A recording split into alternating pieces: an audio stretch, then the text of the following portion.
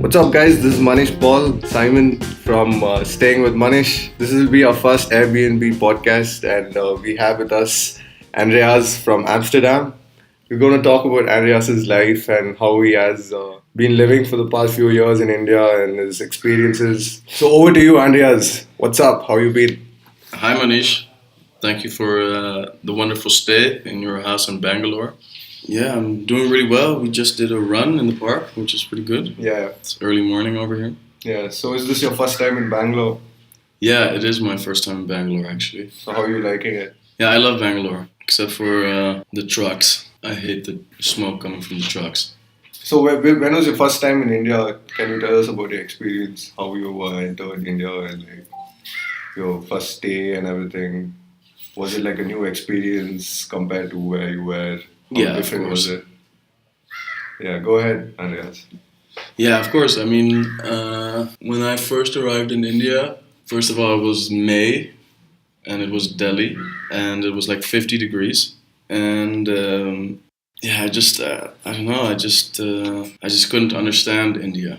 Like that was the biggest thing that occurred. There was so much happening, and I just didn't understand why it was all happening.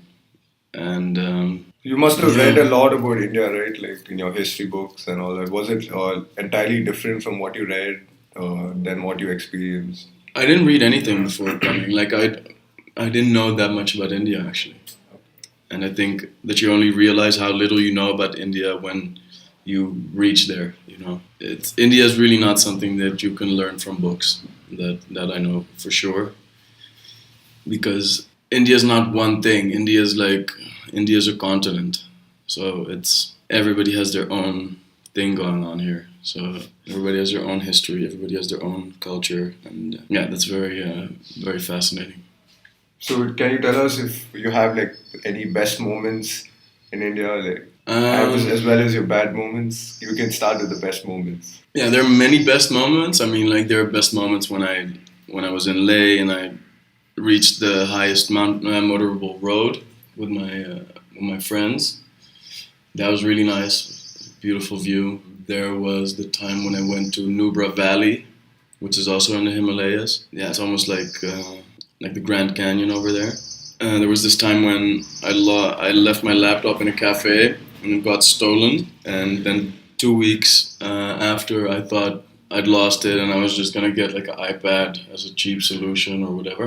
I got a call from the cafe that this boy returned the laptop because he felt bad about stealing it and he was afraid that everybody in the village knew about it. And then I didn't pick up that same laptop for like 6 7 weeks. So I basically didn't have a laptop during the rest of my holiday, which only made it better travels.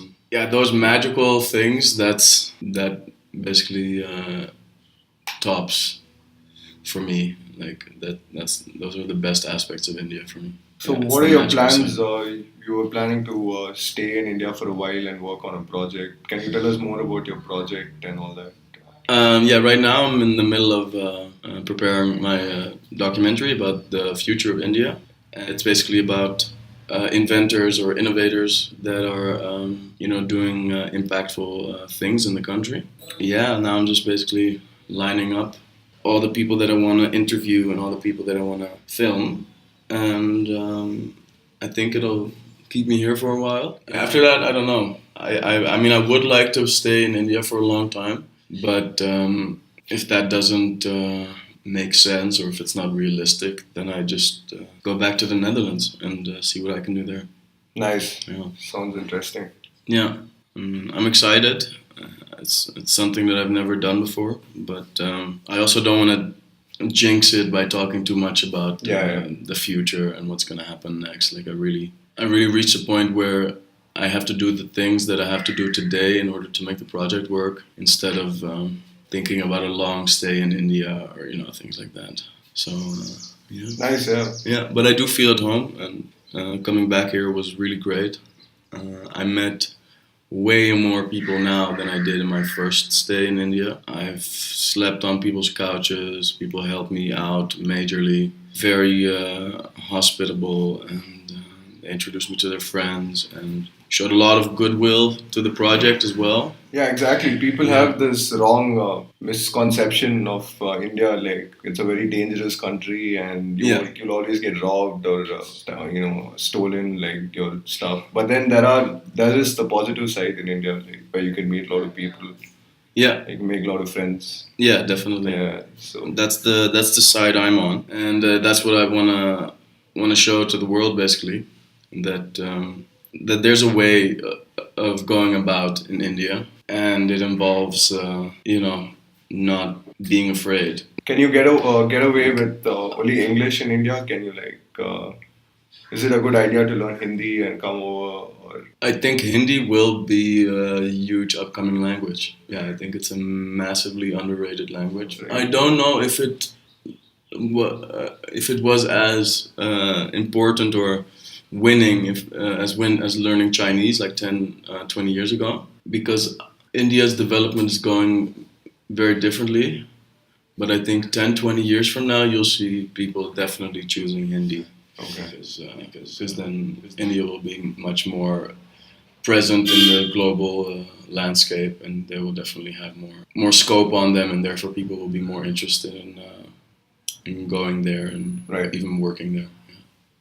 Okay, let's talk about Airbnb. Like, having this conversation with someone from Amsterdam and in HBR layout in Bangalore, it's kind of unreal. But Airbnb is giving us this opportunity, like, to make the world a smaller place, to live in a locality as a local. What's the future of Airbnb? You think Airbnb in India is going to be like a flourishing industry? Airbnb already is a flourishing industry, and that's because hotel prices are too high for too many people. The crisis basically enabled people to be more open to renting out rooms in their houses, and the whole review system made it like peer reviewed or safe, and therefore enabled the success of Airbnb. But in the future, as more and more people will get higher standards of living, I think maybe hotels will slowly vanish, because houses will almost be as equipped as hotels. The only thing is that Airbnb does not necessarily benefit everybody. So especially like in tourist locations, you have a lot of like disturbances, and it basically only benefits landowners who live on certain locations, and other people could not do the same or make the same amount of money, therefore increasing inequality. Yeah, the idea of Airbnb is of course very very good, and I also like the fact that they put like recommendations and experiences in the whole concept, because as technology and AI start taking over more and more of our jobs, there won't be much left then to travel and to experience things. Yeah. I mean, the only thing that has to be invented right now is the cure to boredom, and I think virtual reality will do a lot to cure that boredom. I think mobile phones are actually doing a lot to cure that boredom. Yeah, if you travel and everything, it's fine. But if you are in a certain location, like for a couple of years, then it would like drain you down. And Yeah, traveling is really important for everyone.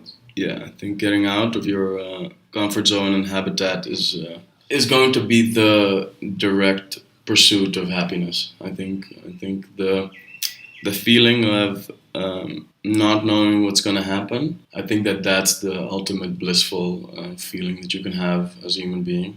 And you can only experience that once the next step is unclear, or your next place that you're going to sleep is unclear. So I think that whole scene will definitely grow and grow. The only downside is that you'll have huge spreadings of, population all over the place. Yeah. And you won't have any untouched places, because everyone will have surfed everywhere, everyone will have beached everywhere. But I don't think borders will be practical. So can you give us some tips on, like you travel a lot, right? So carry stuff, and how do you go about your travels? Like, is there a way to be a little more smarter in traveling? Or can you give us some small tips? Yeah, I don't know. I mean, I feel Do like you use Airbnb always while traveling, or do you stay in hotels as well? no, I never stay in hotel. Yeah, I did stay in the urban pod in Mumbai. That was pretty cool. You sleep in like a LED lit cocoon, Oh, nice. and that's your room. And you just open like a hatchet, and then you just go inside your little spaceship, Okay. which is really awesome. And it wasn't too expensive neither. And it was very good service and everything. Yeah, traveling. I don't know. Like I've relied on Indians a lot. Like, I'm not even gonna lie about it. And I also think that that's key. I think Indians understand really well how tough things can be in India to find your way or to, get directions or whatever. So they are really helpful. And I just used that because, like, I needed to get to know new people. Yeah, I just accepted the help. And not only does it make your life easier, it also makes you enjoy the country more. And I think that many tourists or backpackers, they want to win in this country. They want to have their own say in how their travels are going to go. But India just doesn't allow that. India is not going to give you what you want. It's going to give you what India wants. Yeah. And accepting that was the key for me to enjoy travel here. So I'm not like, I mean, I borrowed this backpack, for example, from my friend Sebastian in Delhi. I knew I only had like a few appointments here in Mumbai, Pune, and Bangalore, so I didn't bring too many sets of clothes. I even forgot to bring my external hard drive. I forgot to bring my DJI stabilizer, which I could have used. So no, I'm not the best backpacker in the world, but I never forget stuff. So I always check my pockets because, like, the worst that could happen for me is to lose something, like a telephone. I even got robbed actually. Yeah. But it's like to not have my key with me, to not have my wallet with me, to not have my phone with me. Those are really like worst things that could happen, and that's why I always check that stuff, like passport. You just have to know where it is. And this one time, and that's also funny about this paranoia. So there's one time somebody told me, "Hey, I should really keep your passport somewhere like really safe." And I just had it where I had it. It was like it was good enough. And then I listened to that person. I put my passport somewhere, in a place that I would never ever put it. And then I had a train ride to Calcutta, and I just couldn't find my passport, and I missed my train because of it. Oh. So just make everything as comfortable for yourself as you can. Yeah, just enjoy the ride. That's basically the most important thing. But I'm very happy that I haven't been like really violated or that something really awful has happened. No, I've been very safe. Cool. Since you're from Amsterdam, and since weed is kind of legal in Amsterdam, right? Yeah, that's So you well think said. weed should be legalized in India as well? Because nowadays kids smoke weed which is laced with rat poison, and it's really bad for the head, So if it's legalized and everything, you can get like pure forms of weed. So you think going forward, do you think it's a good idea to legalize weed? Because there is, it's got like a lot of uses, and medical marijuana. It's not a plant which is researched a lot about. So you think it's a good idea? What are your views like? Yeah, I think what you said with weed being kind of legal in the Netherlands is the right way of putting it, because it's not legal in the Netherlands.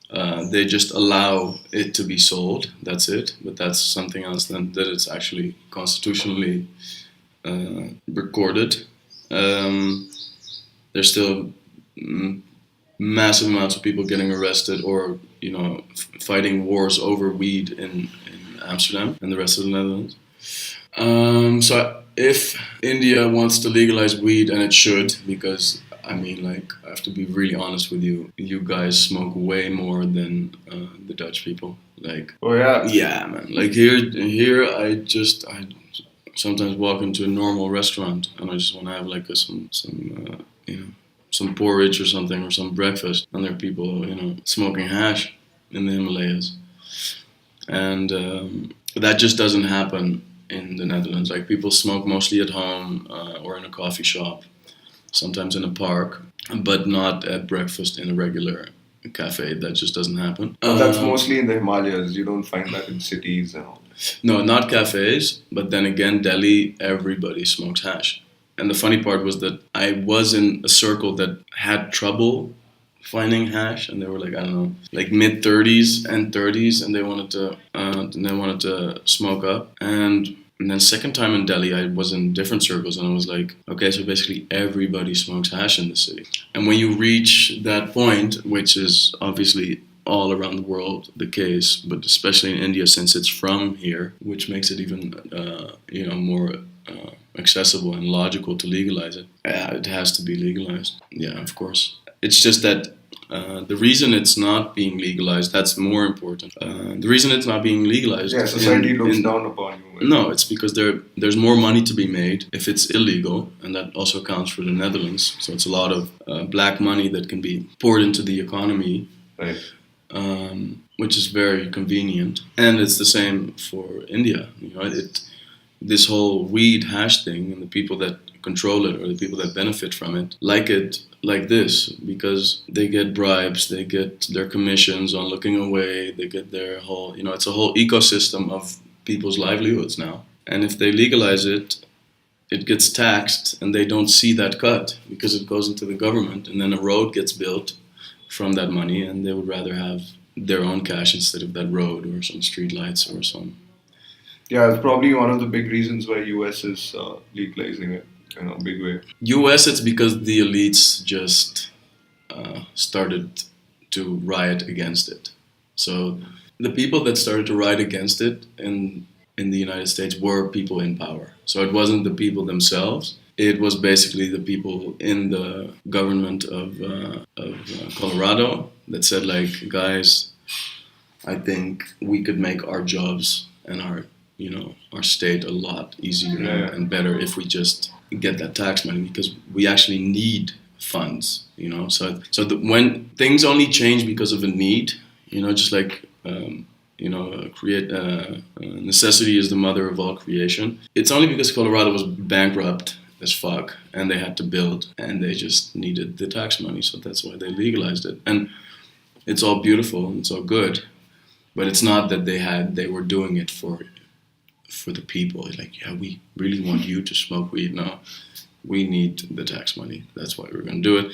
That's why California legalized it, because California's bankrupt, like third world country bankrupt almost. And India can stretch it for a long time, but all right. I think it will be legalized at some point. All right, Andreas, that was kind of interesting, talking about various subjects in India and Airbnb and weed. Yeah. So we'll be probably talking in the future as well, like a series with Andreas. This is episode 1. No, you should have someone else. This was my episode. Yeah. Just there will one be a couple episode of per other guest. Airbnb guests as well. So this will be our first podcast, and we have with us Amsterdamian. How do you call yourself? Like, if you're from the Netherlands? Yeah, Amsterdamian. Andreas. Flying Dutchman. Flying Dutchman. Yeah. All right, peace out, guys. Thanks for listening. Catch you guys in the next episode. Cheers. Cheers, guys. Don't smoke weed.